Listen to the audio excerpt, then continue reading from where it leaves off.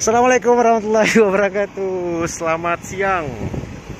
Hari ini adalah momen yang paling ditunggu-tunggu oleh khususnya masyarakat Aceh ya, yang berada di Banda Aceh. Hari ini tanggal 3 Oktober 2022 bertepatan dengan hari Senin. Nah, ini dia penampakannya AirAsia Airbus A320 baru saja mendarat di Banda Aceh dari Kuala Lumpur